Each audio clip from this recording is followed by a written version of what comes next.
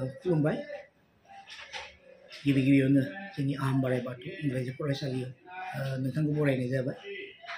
मानगोनां जोंनि गासै गार्जेन बिमा बिफा दिथागिरि नोंथांमोन मोनसे दिनैनि फोसावनो सानदों दि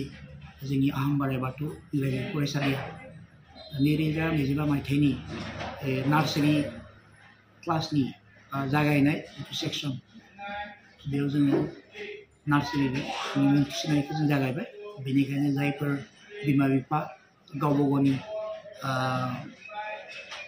फिसाला बा फिसाजो बा खुदियाफोरखौ जोंनि बे फरायसालियाव फोरोंनो सानदों बिथांमोना फैनानै जोंनिफ्राय फर्मखौ लानो हासिगौ जों खम माबायावनो जोंनि आबहावाखौ नायनानै जोंनि फरायसालिखौ जोङो माने मुं थिसननायाव जोङो हेफाजाब होदो बेनिखायनो जोंनि फरायसालियाव फैनानै सुबिदा लाजायो जिहेतु जोङो मार्चनि नैबे 2025 मायथाइनि 15 खालारनिफ्रायनो जोङो जोंनि नार्सारि क्लासनि थाखोखौ जोङो जागायगोन बेनिखायनो जायफोर दिथागिरि गावबा गावनि गथ'फोरखौ लानानै मोनसे सिमां सुजुदों जोंनाव फैनानै सिमांफोरखौ आबुं खालामनो थाखाय हाबफैगोन जिहेतु जोङो सिबिं सापरि ओनसोलाव जों आहम बोराइ बाथौ इंराजि फरायसालियाव नाजानांथाबै जोङो जोंनि फरायसालिखौ जों मोजां रिजाल्ट दिहुनदों नैबे फरायसालिनिफ्रायनो जोङो डक्टर इन्जिनियार जों दिहुननो हादों नैबे फरायसालिनिफ्राय जोङो बहुत फरायसालिखौ जोङो गुबुन गुबुन आयदायाव फरायनो थाखाय बा गोजौ थाखोआव फरायनो थाखाय जोङो नैनिफ्राय जों सोरजिनो हादों गतिके आसा खालामो जायफोर बिमा बिफा गावबा गावनि गथ'खौ जोंनि फरायसालियाव मुं थिसननो सानदों बिथांमोना फैनानै मुंखौ थिसननो फैनो हासिगौ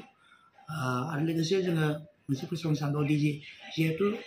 7निफ्रायनो जोङो जोंनि फरायसालि आहम बोराइ बाथौ इंलिश स्कुला आहम बोराइ बाथौ सिनियर सेकेन्डारि मुंजों मोननो हाबाय जिहेतु जोङो क्लास 11 साइन्स आयदा आरो आर्ट्स आयदाखौ जोङो लाग्रोनाय जाबाय गतिके नैबे 15 मार्चनिफ्रायनो जोङो साइन्स आयदानि जितु एडभान्स क्लासखौ जों जागायनो सानबाय बेनिखायनो जोङो फ्रियैनो जायफोर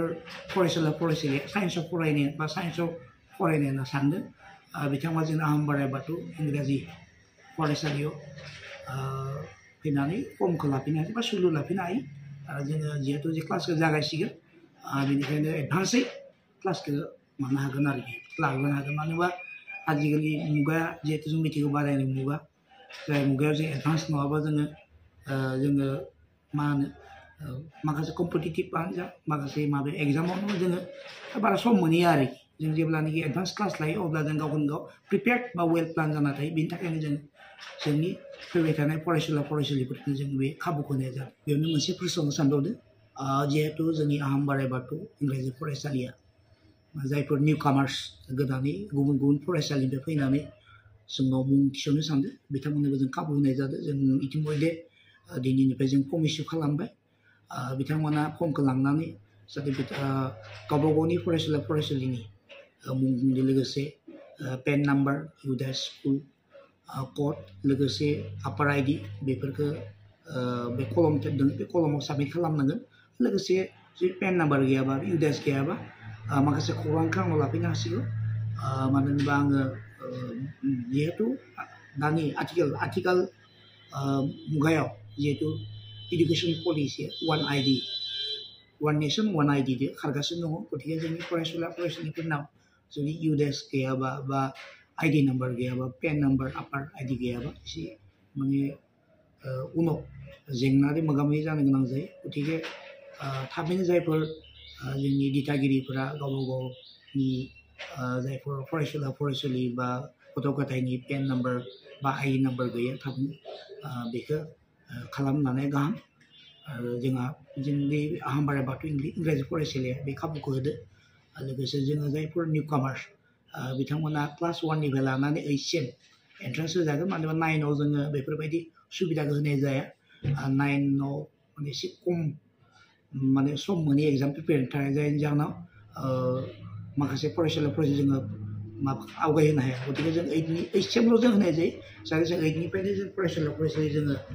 माने मोजां मेट्रिक आनजाद बा कलेज लेभेलनि मोजां खालामनाय बेनि थाखाय जोङो बेखौ जों नाजायो गतिके नैबे फर्मआ इसु जाबाय जोंनि फरायसालिनिफ्राय